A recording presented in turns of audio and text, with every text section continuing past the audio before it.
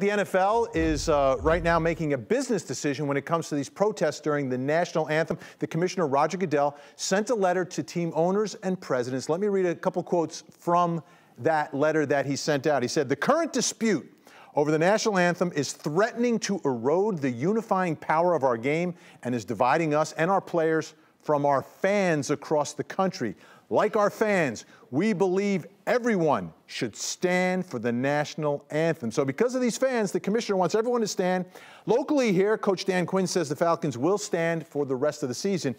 Meanwhile, at Kennesaw State University, you may have seen this on social media, everyone's talking about it, you have some photos that surfaced of cheerleaders taking a knee during the national anthem.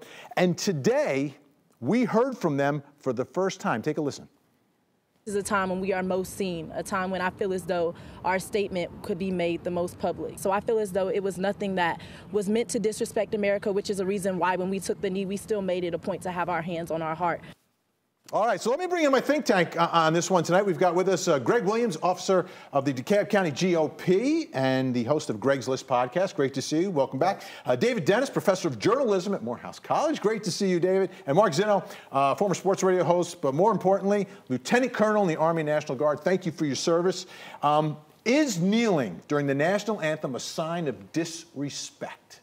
No, it's not a sign of disrespect per se. I mean, listen, it still is about the flag from the standpoint of if you're going to kneel during the national anthem, you're making it about the flag. So you can't separate the two. I think the intent of this, Vin, was that they wanted it to be about, and was originally about police brutality and social injustice and all those things. But bottom line is that if you're going to do it during the national anthem, people are going to be upset about the flag.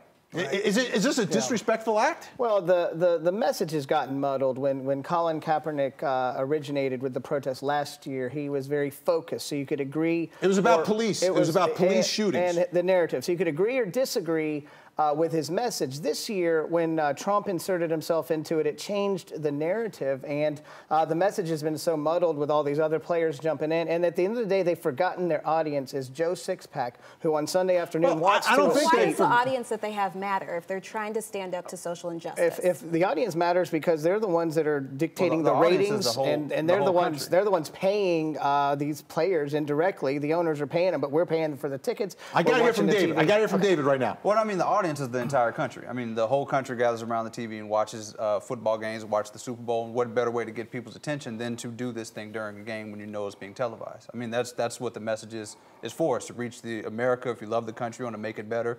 Colin Kaepernick is trying to make the country better. You know, the theme, everyone's trying to unify everyone, right? Which is more divisive, taking a knee during the national anthem or forcing people to stand up during the national anthem?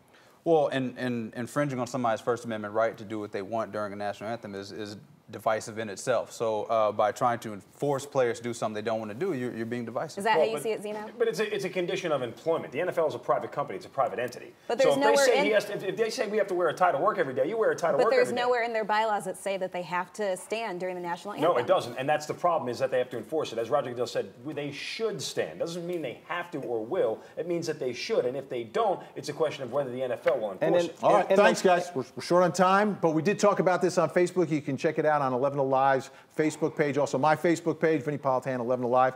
Coming up.